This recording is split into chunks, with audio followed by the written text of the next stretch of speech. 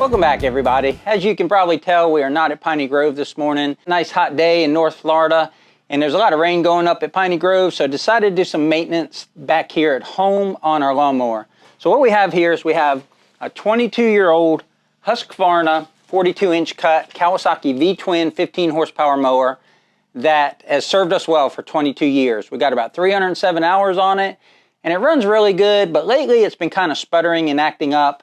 It's got the original spark plugs in it, the original carburetor, the original air cleaner, all these things that should have been changed, but they haven't because it's been running well.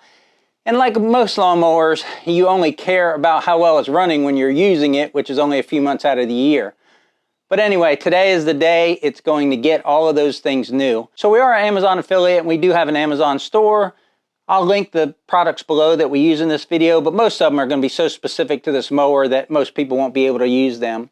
So let's take a closer look at this mower, show you what it looks like in the areas we're going to be working on today. First thing I'm going to do though is take off this hood.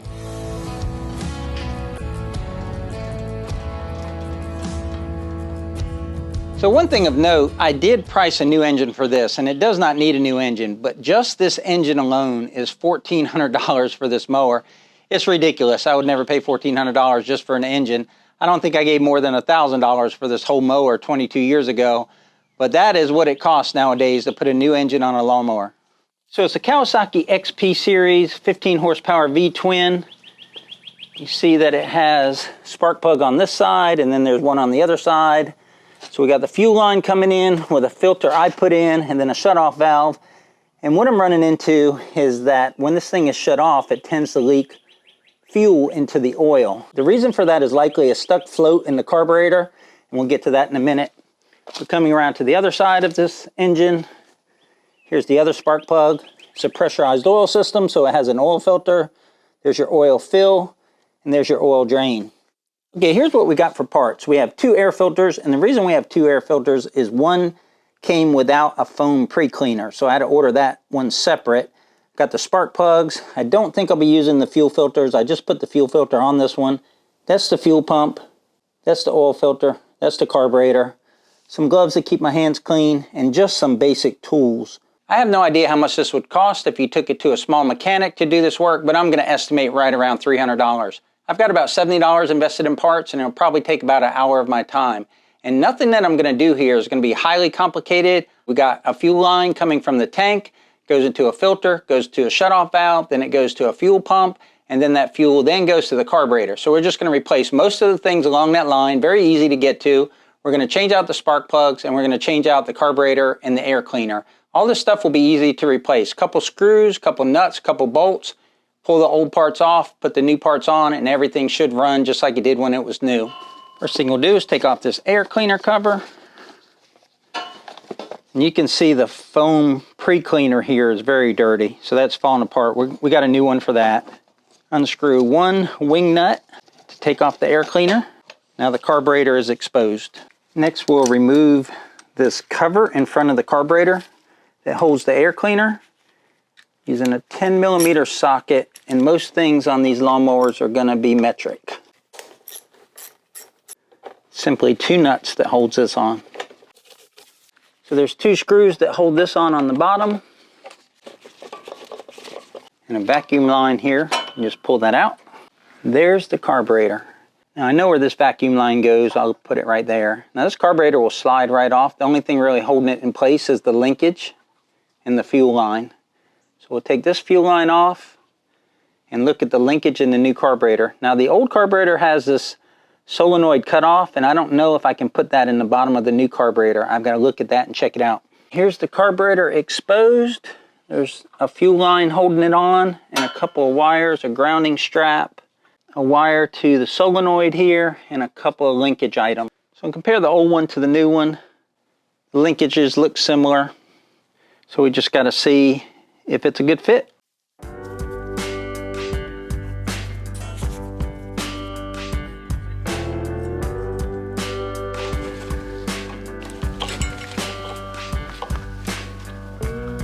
The only thing really holding it on now is the linkage. All right, the carburetor's off. 1 linkage off. 2 linkage off, and the second linkage has a little spring on it. So So we'll try to remember how that goes. Next, I want to compare the two carburetors. Just kind of look at them, make sure they're the same, sure that they'll fit. They're looking good so far on this side. I've obviously got to take off this ground strap and transfer it over here. Everything else looks the same there. I've got a drain hose off the top. I've got to swap out or use a new one. And I go to this side and the linkage looks the exact same. Now the big difference is here on the bottom. This has a electrically controlled fuel shutoff, and I got to see if that fits inside of there. Now the new carburetor will work without this solenoid. I could just not even swap it over, but I want to see if it will work. That holds on the fuel bowl. And now what I think is happening is when this float goes up, there's a needle valve in there, and I think that needle valve is worn out, and that's why gas is going into the oil. But that needle valve itself was $15, and you got to take this float off and the needle valve is behind it. And I wasn't sure if that was a problem, so rather than spending $15 rebuilding a carburetor and then it's still not working, I just paid $70 for a complete overhaul kit that included filters and spark plug.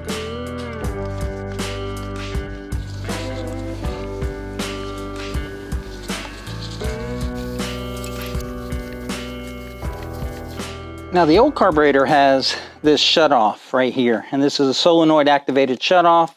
When you turn the key on, this plunger should retract and allow fuel to go into the carburetor, but I don't think this is working. I just hooked it up to the switch and I couldn't get that to actuate.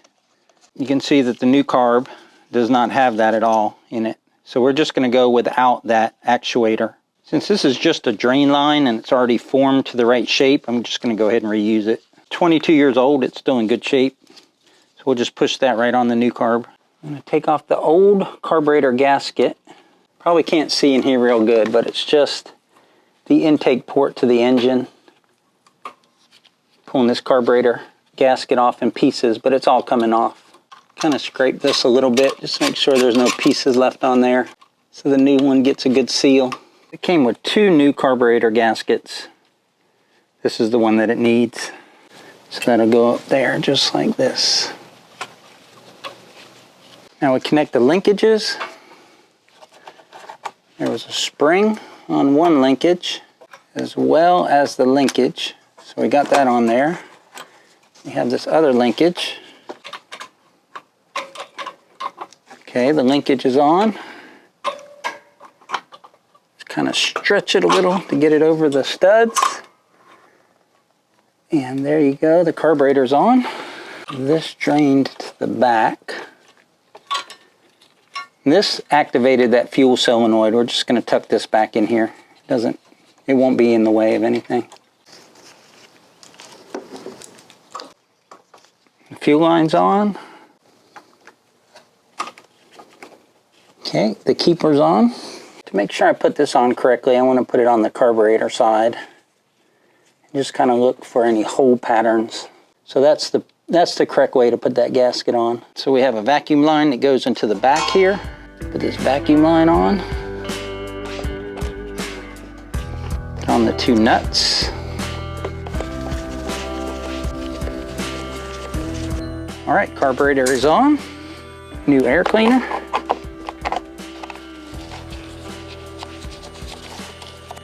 Pre-filter, it just stays there, or it doesn't. It's supposed to stay there, it doesn't want to.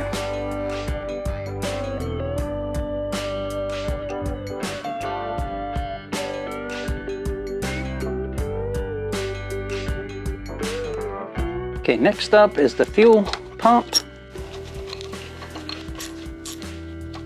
So this goes to a little vacuum line back there, just to show how this goes. This fits over that back vacuum line. That.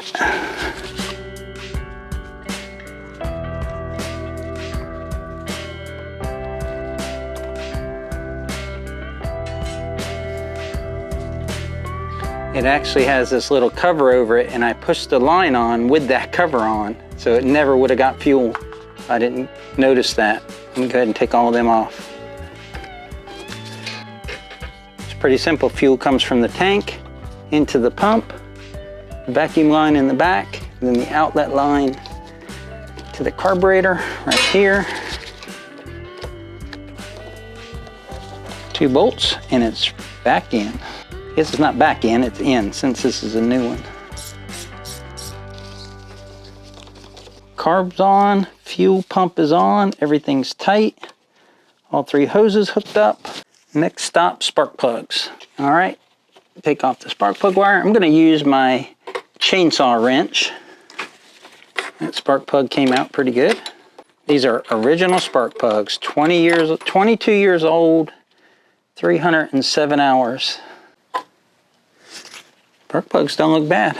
The new one doesn't look really any better than the old one. So the reason you change spark plugs is sometimes this ceramic will crack on them. But if that ceramic cracks, then your spark plug will short out. And if it shorts out, you won't get spark to your engine and your engine won't run right. So even though a spark plug may look good, sometimes that's the easiest thing to change out and get your engine running right, or get it running at all. You don't want to over tighten these. They have a gasket that will crush down a little. You can just feel that gasket crushing. You can feel it tightening up. Onto the other side. Not bad. Always start your spark plugs by hand. Make sure you don't cross thread them. Once you get them in a couple turns, you know they're good. That one actually went in all the way by hand. Both spark plugs changed. All right, we're gonna go ahead and drain the oil here. So I created this little drain chute that should work. Tilted up one end of the lawnmower with a board. So we should be able to get the oil to run right down in that chute. Let's try it. Here comes the oil. Okay, I got the dirty oil filter off already. I'm just gonna take some clean oil. This is Mobile 1, so it looks real thin, and it is. I'm gonna just wet the inside of that filter so that there's some oil in there when it starts up. And take some of that clean oil, put here on the seal so the seal will turn nice and easy, and thread it on. All right, so the rubber's up against it. Now I'll just do about a turn or so. Hand tight is all you need. So now the filter's on, start putting oil in it. Now I didn't look up the specs, so I don't know exactly how much oil it'll take, so just gonna have to measure as I go. I know it'll take at least a quart.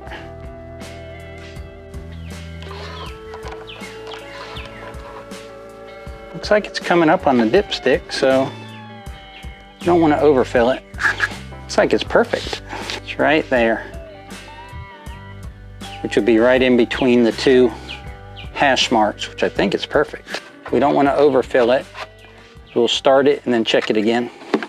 Okay, there's no reason why this shouldn't start up. I put a new carburetor on it, new spark plugs, new fuel pump, new oil filter. So it may take some time for the gas to get from the fuel tank to the fuel pump to the carburetor. But other than that, it should start. There's no reason why it shouldn't. Choke it.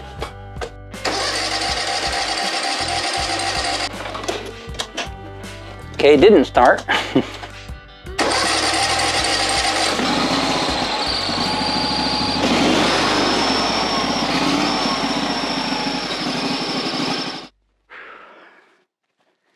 You don't know how much a relief that is, because even though this was a fairly simple task, it doesn't always go right. Once it got fuel, it ran great. That carburetor's great.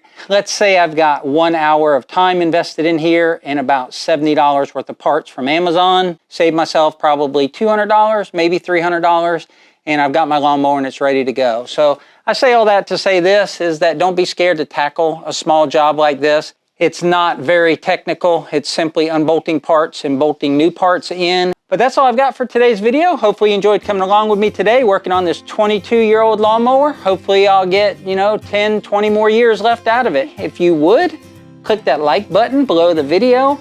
Also comment. If you got any comments, leave them below. Would love to hear from you. But otherwise, that's all I've got. We'll catch you on the next one. Take care out there, y'all.